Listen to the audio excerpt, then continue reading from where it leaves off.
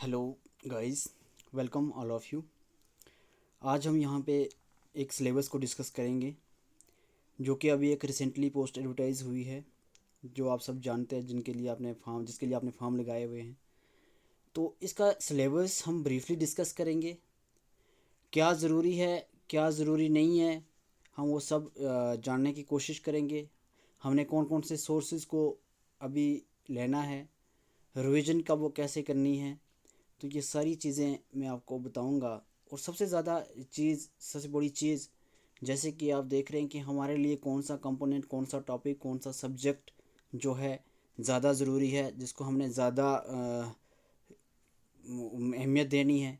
तो मैं आप सबको ये एक चीज़ यहाँ पे आज बताऊंगा एक छोटे से वीडियो के माध्यम से। तो सबसे पहले आप देख रहे होंगे जो हमारा फर्स्ट है वो क्या है कि एक general awareness with special reference to Jammu and Kashmir. ये हमारा है 20 मार्क्स का।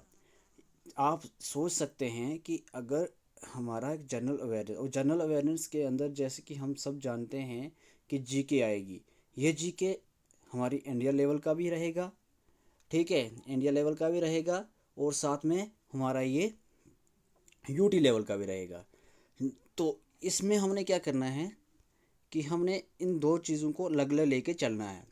जैसे यूटी लेवल के लिए हमने क्या पढ़ना है, कौन सी बुक फॉलो करनी है, और हमने इंडिया लेवल का जो जनरल पढ़ना है, जैसे कि इंडियन पॉलिटी पढ़नी है या कोई कल्चर पढ़ना है, कोई फिजियोग्राफी पढ़नी है, तो वो अलग चीज़ है।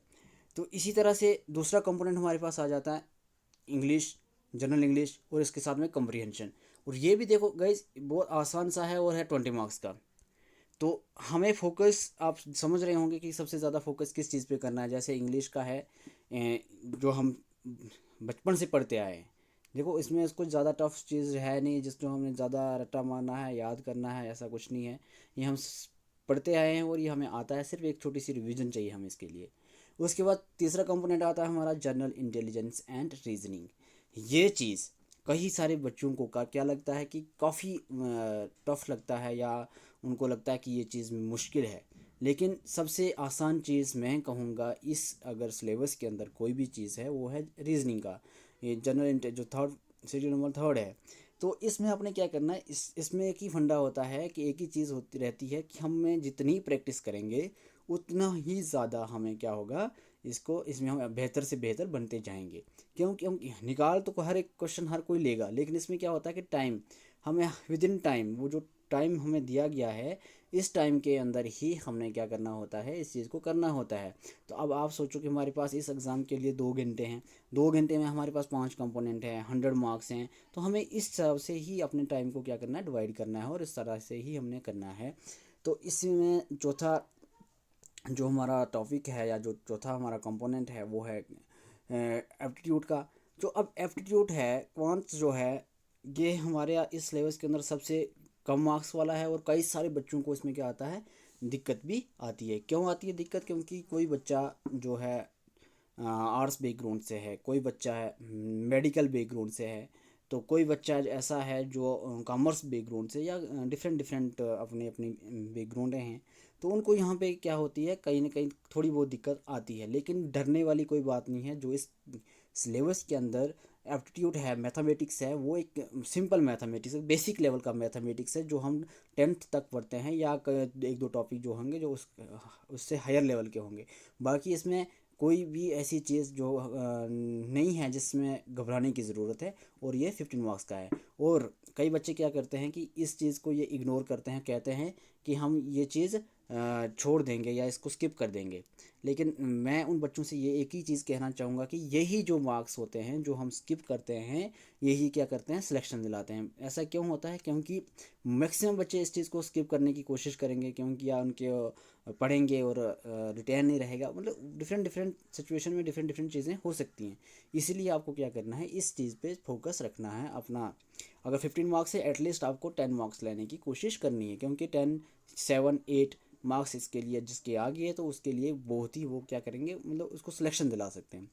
लास्ट और जो बहुत ही इम्पोर्टेंट कंपोनेंट है इस पूरी सिलेबस के अंदर, इस पूरे जो इस के अंदर है, जैसे कि आप जानते हैं कि computer application one of the simplest component, और मार्क्स इसके देखो, अगर आप देखेंगे तो सबसे ज़्यादा है पूरे सिलेबस के अंदर। सबसे ज़्यादा अगर मार्क्स डिस्ट्रीब्यूशन में किसी को सबसे ज़्यादा मार्क्स हैं वो है कंप्यूटर के। और कंप्यूटर एप्लीकेशन आप सारे ही चीज़ों में से सिंपल मान सकते हैं। इसमें ज़्यादा कोई आज तक के क्वेश्चन पेपर को देखते हुए मैंने देखा है कि इसमें कोई ज़्यादा हार्ड क्वेश्चन, आज तक कोई भी क्वेश्चन इतना ज़्यादा टफ नहीं पूछा गया है। मैक्सिमम क्वेश्चन जो है बेसिक लेवल के ही पूछे जाते हैं। तो आप सबको इसमें ध्यान रखना है कि जो हमारा ये सिलेबस है उसको हम इस तरह से डिवाइड करें ताकि हम आगे जो आने वाला टाइम है, जो एग्ज़ाम आएगा जब हम उसको मतलब उसके लिए एक बहुत ही अच्छे से एक प्रिपेयर होके एग्ज़ाम में बैठेंगे। जैसे अभी आप देख रहे हैं कि जो सिलेबस है जनरल अवेयरनेस का, जैसे करंट अफेयर है।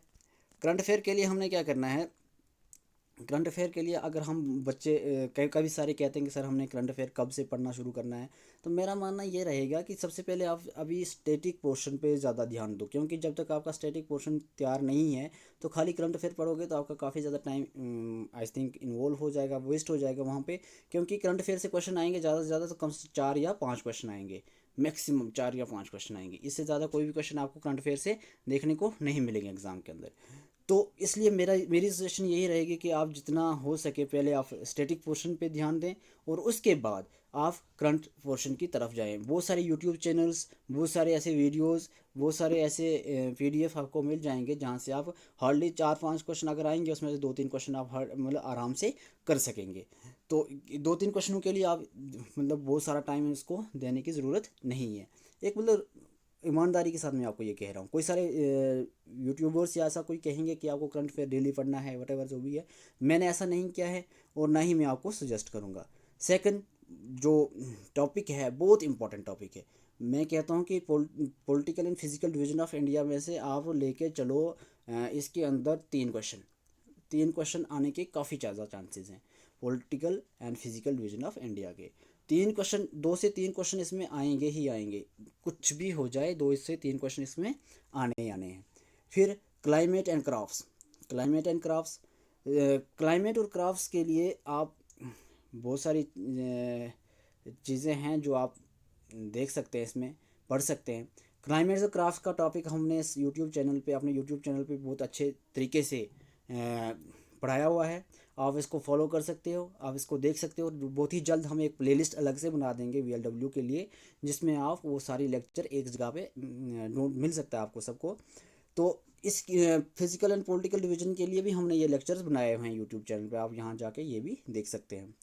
Transport and communication, main cheese transport और कम्युनिकेशन से भी आप क्लाइमेट और क्राफ्ट से 2 क्वेश्चन एक्सपेक्ट कर सकते हैं।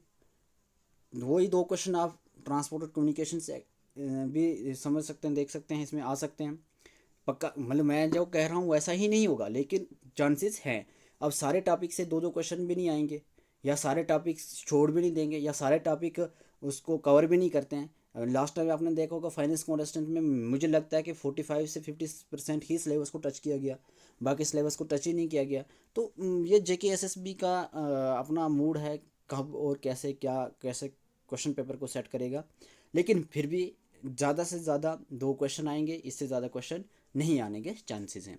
तो इसी तरह से जो दूसरा टॉपिक है डेमोग्राफी, डेमोग्राफी से आपको 2 क्वेश्चन, इससे ज़्यादा कोई भी क्वेश्चन नहीं आ सकते। 1 या 2, बस, इससे ज़्यादा कोई भी क्वेश्चन नहीं आएगा। और डेमोग्राफी को भी हमने सेंसस, इस फीचर और वाइटल स्टैटिस्टिक्स को भी अच्छे से पढ़ाया हुआ है यूट्यूब पे।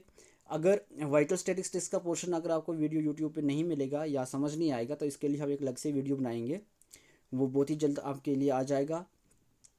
और उसके बाद important rivers and lakes in India, ये जो टॉपिक है ये हमने ऑलरेडी ही इसके ऊपर वीडियो लेक्चर्स बना दी हैं।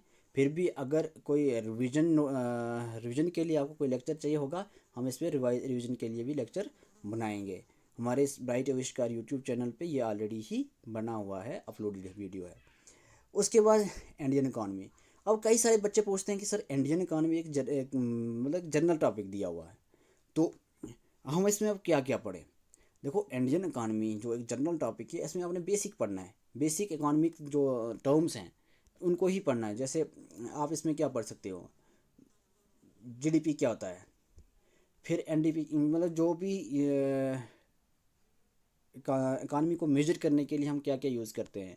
फिर बहुत सारी ऐसी चीज़ें हैं, जैसे ऐसी टर्में हैं, कैपिटल क्या होता है, हमें सब पता होना चाहिए कि हम इकानमी की जो बेसिक टर्में हैं वही पढ़नी है। ज़्यादा इसमें कोई ज़्यादा आप बोलोगे कि हमने पूरी इकानमी पढ़नी है, रमेश लेके बैठ जाएंगे और रमेश को पढ़ेंगे, तो ऐसा नहीं करना है। तो इसके लिए मैंने आप कल के वीडियो में भी आपको एक सोर्स बताया था कि एक लिस्ट आती है महेश बर्नवाल की, वो आप फॉलो कर सकते हैं और उस पे जो भी है आई थिंक वो मोर देन सफिशेंट है इस एग्ज़ाम के लिए। आप इससे ज़्यादा इससे बाहर कोई कुछ भी नहीं आ सकता, और इसमें आप 2 क्वेश्चन एक्सपेक्ट कर सकते हैं, 1 से 2 क्वेश्चन, ठीक है।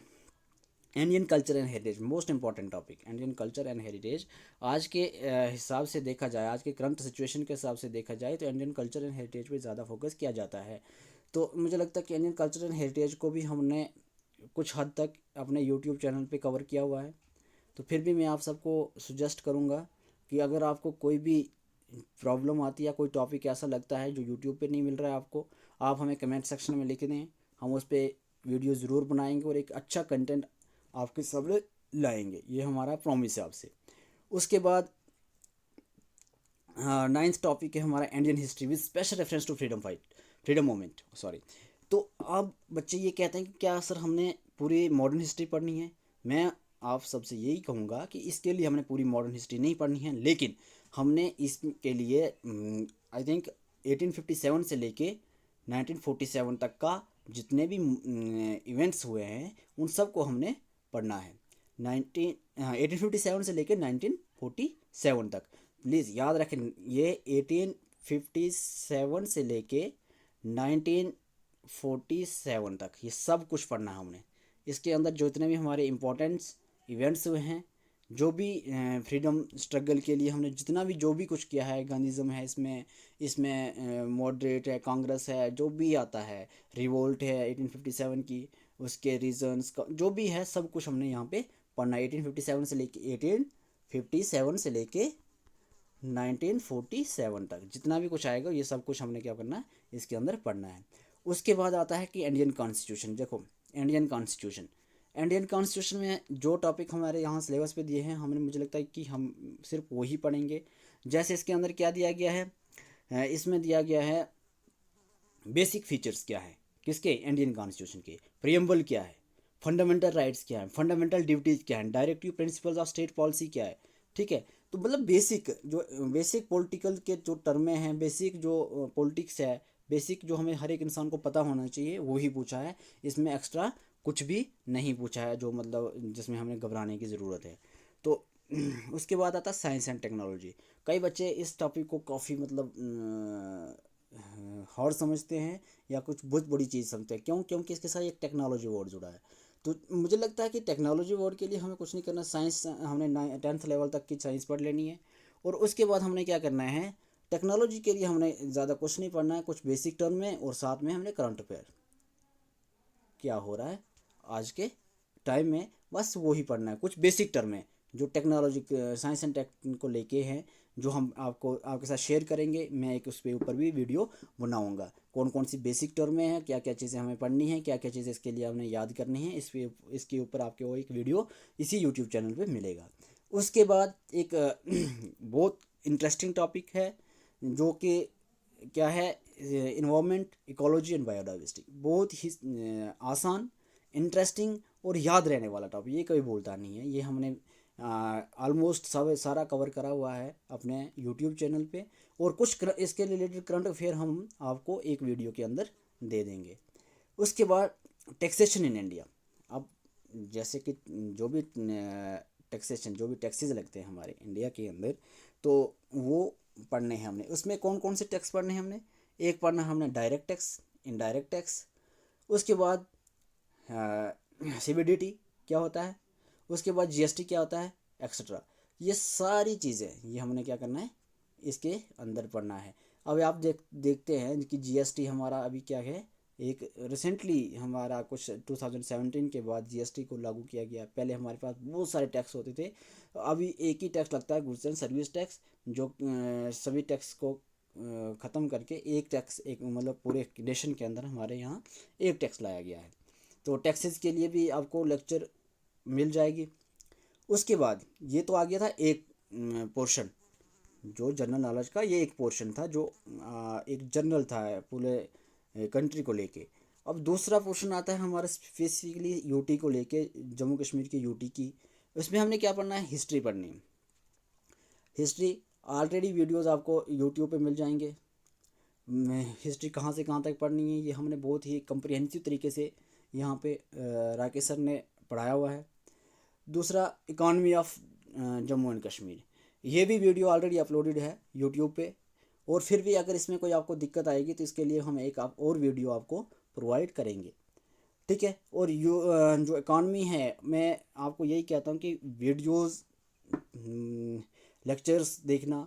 अभी सभी एस्पिरेंट मुझे लगता है कि यहाँ तक सभी समझते हैं कि इकॉनमी में हमने पढ़ना कहाँ कहाँ से, सोर्सेज सबके पास हैं, लेकिन किस तरीके से क्या पढ़ना है, कब पढ़ना है, कहाँ से पढ़ना है, वो चीज़ हमें कहीं ना कहीं कंफ्यूज करती है। तो मैं आपको इसके लिए सोर्स, इसके लिए जो मटेरियल होगा वो सारा प्रोवाइड करूँगा, इसमें घबराने की कोई भी ज़रूरत नहीं है।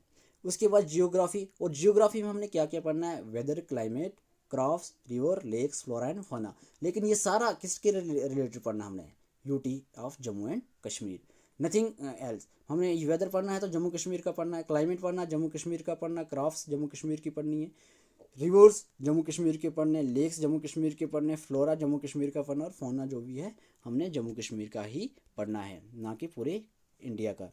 अब heritage and culture, heritage and culture का जो टॉपिक है यहाँ पे, ऊपर तो हमने पढ़ा कल्चर किसका पढ़ा हमने, ऊपर जो भी पढ़ा है कल्चर और हेरिटेज पढ़ा वो हमने पढ़ा था किसका, कंट्री का, पूरे इंडिया का। लेकिन यहाँ पे हम एक स्पेसिफिकली एक स्टेट या एक यूटी का पढ़ रहे हैं जो कि जम्मू एंड कश्मीर का है, तो हमने इस पे ज़्यादा फोकस करना है।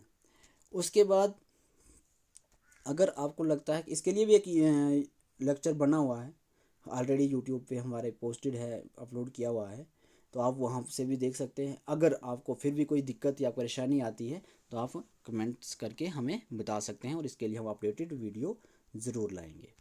उसके बाद इम्पॉर्टेंट टूरिस्ट डेस्टिनेशन, ये हाल ही में राकेश सर ने इसको रिवाइज भी करवाया है, और ऑलरेडी भी इसके लिए वीडियोस हमारे यूट्यूब चैनल ब्राइट आविष्कार पे अवेलेबल है, आप उनको देख सकते हैं और उसको अच्छे से प्रिपेयर कर सकते हैं।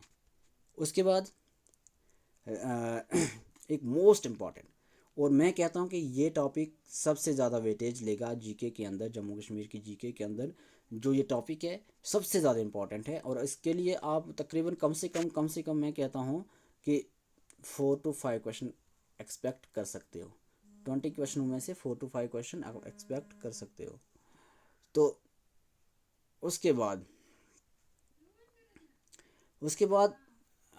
एक और टॉपिक है जो कुछ हद तक क्रम्स के साथ रिलेटेड है, और इसमें बहुत सारी चीज़ें पढ़ने लायक भी हैं। मतलब पढ़ने लायक तो सभी होता है, लेकिन बहुत सारी चीज़ें जो एक आम इंसान को भी पता होनी चाहिए, और ख़ासकर एक VLW को ये सारी चीज़ें, ये सारी स्कीमें, ये सब पता होनी चाहिए।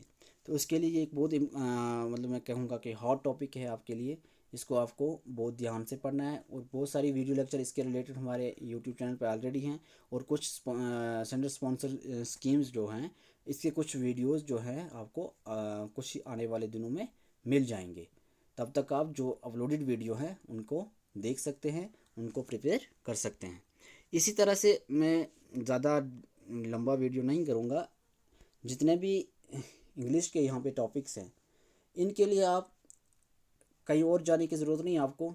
ये सारा सिलेबस हमने बहुत ही एक अच्छे तरीके से अपने यूट्यूब चैनल पे अपलोड किया है, इसके सारे लेक्चर्स बने हैं, और आपको इसके लिए टेलीग्राम चैनल पे सारी PDFs मिल जाएंगी। और मुझे नहीं लगता कि इससे ज़्यादा आप को कोई भी चीज़ पूछ सकता है कोई, और इससे ज़्यादा तो कुछ होगा भी नहीं। तो आप सभी ब्राइट आविष्कार के यूट्यूब चैनल की प्लेलिस्ट में जाइए, और वहाँ पे जाके ये सारी चीज़ें अच्छे से आप पढ़ सकते हैं। तो मुझे लगता है इसके लिए कुछ और ज़्यादा मुझे बोलने की ज़रूरत पड़ेगी। और जनरल अवेयरनेस, रीजनिंग, जिसके जो सबसे सिंपल बात है, इसके लिए मैं ज़्यादा कुछ नहीं कहूँगा। जनरल अवेयरनेस की हमने शायद कुछ ही वीडियोस बनाई हैं, और अगर पॉसिबल हो पाया तो हम और भी वीडियो बनाएंगे। लेकिन इसके लिए आप टेस्ट ऑफ रीजनिंग एक बुक ले लीजिए, आर्यंत की बुक है टेस्ट ऑफ रीजनिंग। उसके बाद टेस्ट ऑफ रीजनिंग बुक है, अरिहंत की है, रेड कलर में, आप वो ले लीजिए। उसके बाद यूट्यूब चैनल्स जहाँ से भी आपको अच्छा लगता है, हम नहीं कहेंगे कि आप हमारे ही चैनल से पढ़ें, जहाँ से भी मतलब मकसद है सिलेक्शन लेना, वो फिर कहीं से भी हो, ठीक है। तो आपको क्या करना है, यूट्यूब, उसके बाद यूट्यूब के साथ में test of reasoning, test of reasoning, तो ये सारी चीज़ें फॉलो करनी है। और ये सारा देखो, फर्स्ट पोर्शन आपको लगेगा, फर्स्ट पोर्शन में आपको मुझे लगता है कि सभी बच्चे इसको अच्छे से जानते होंगे, सभी सारे टॉपिक आपको पहचान वाले होंगे, लेकिन कुछ टॉपिक यहाँ पे आपको टफ़ लग रहे होंगे, लेकिन टफ़ नहीं है, वो सिंपल है। आप जब वीडियो एक बार देखेंगे, एक बार इसको बुक में पढ़ेंगे, प्रैक्टिस करेंगे, तो बहुत ही आसान होने वाली हैं चीज़ें, आप ज़्यादा घबराने की ज़रूरत नहीं है। उसके बाद जो सबसे ख़तरनाक टॉपिक लगता है सारे बच्चों को, जो नॉन मैथमेटिक्स बैकग्राउंड से हैं, जो मेडिकल बैकग्राउंड से हैं, या मुझे लगता है मेडिकल वाले फिर भी कुछ हद तक इसको करेंगे, और ये जो आर्ट्स बैकग्राउंड से खासकर, तो उनको डर लगता है, लेकिन डरने वाली कोई चीज़ नहीं है। इसमें सब सिंपल बेसिक मैथमेटिक्स है, जो कि 10th लेवल का है, इससे ज़्यादा कोई चीज़ नहीं है। देखो, होल नंबर हमने पढ़े हैं, 7th में पढ़े हैं, डेसिमल 6th में, मतलब ये सारी चीज़ें जो 10th लेवल तक की हैं। और कुछ टॉपिक्स इसमें आपको यहाँ पे दिखेंगे कि जो हमने 10th 9th 10th में अच्छे से पढ़े हैं। देखो, कोई भी ऐसा टॉपिक नहीं है जो 10th स्टैंडर्ड से ऊपर का है। तो इसके लिए मैं आपको एक बुक सजेस्ट करूँगा, जो बच्चे नए हैं जिनको प्रॉब्लम आती है, तो उनके लिए मैं एक बुक सजेस्ट करूँगा, वो ले लेंगे फास्ट ट्रैक की बुक, जैसे कि कल के वीडियो में मैंने मेंशन करा है, फास्ट ट्रैक। ये फिर से आर्यंत की बुक है, क्योंकि ये सारी चीज़ें मैंने खुद फॉलो करी हुई है, तभी मैं आपको बता रहा हूँ, और उस पर आपको मैक्सिमम सारा सिलेबस मिल जाएगा। और जो एक आध टॉपिक नहीं मिलेगा, उसके लिए आप क्या कर सकते हैं, यूट्यूब को देख सकते हैं, क्योंकि ज़्यादा कॉस्टली भी नहीं है बुक, अफोर्डेबल है, आप ले सकते हो। तो मुझे नहीं लगता कि इससे ज़्यादा कोई चीज़ आपको पूछी जाएगी। और आपको पता है कि 15 मार्क्स हैं, छोड़ नहीं सकते। जैसे कि इंग्लिश, ये जो रीजनिंग है, 20 मार्क्स है, इतना सिंपल और इतने अच्छे मार्क्स हैं, आप इसको छोड़ नहीं सकते। तो इसी तरह से आपने इस मैथमेटिक्स के पोर्शन को कंप्लीट करना है। एटलीस्ट जिनको ज़्यादा ही टफ लगता है, जिनको ज़्यादा ही टफ लगता है, वो क्या करें, फर्स्ट पोर्शन पूरा करें, फर्स्ट पोर्शन पूरा करें। आपको इस फर्स्ट पोर्शन में से आई थिंक मुझे लगता है कि जब आप फर्स्ट पोर्शन कंप्लीट करोगे तो कम से कम 5 क्वेश्चन आएंगे, 5 to 7 क्वेश्चन आपको फर्स्ट पोर्शन से ही आ जाएंगे। इससे भी ज़्यादा आ सकते हैं, लेकिन मिनिमम इस यहाँ तक आएंगे ही आएंगे। फिर उसके बाद सेकंड पोर्शन से आपको और 5 to 7 क्वेश्चन आएंगे, 5 to 8 क्वेश्चन आएंगे। तो इसमें आपने क्या करना है, सेकंड टॉपिक में, सेकंड जो ये टॉपिक है इसका, इसमें से आपने बहुत ही एक सिलेक्टिव टॉपिक उठाने हैं। जैसे लीनियर इक्वेशन है, जैसे ट्राइंगल है, वो सिंपल है, इसका एरिया काइंड की निकालनी है। उसके बाद अगर कॉन्ग्रुएंसी अगर किसी को नहीं भी आती है, इसको छोड़ सकता है। सर्कल बिल्कुल सिंपल है, ठीक है, टेंजेंट्स वगैरह ये सर्कल के अंदर आता है। तो जो भी सिलेक्टेड टॉपिक हैं, जैसे ट्रायंगल क्वाड्रिलेटरल, इसका एरिया वगैरह ही पूछेंगे, और कुछ नहीं। जो मतलब मेंसुरेशन, आपने मेंसुरेशन पढ़ी होगी 10th के अंदर, तो वही चीज़ें हैं। वो चीज़ आप 10th का मैथमेटिक्स उठा के आप वहाँ के मेंसुरेशन देख सकते हैं। वो सारे टॉपिक आपको कहाँ मिल जाएंगे, 10th के मैथमेटिक्स में, 10th के मैथमेटिक्स के मेंसुरेशन लेसन के अंदर आपको ये सारी चीज़ें मिल जाएंगी। ये सारी चीज़ें आपको वहाँ पे होंगी, और वहाँ पे फार्मूलाज होंगे। इसमें कुछ और नहीं है, सिर्फ कुछ फार्मूलाज हैं जो आपको याद रखने हैं। उसके बाद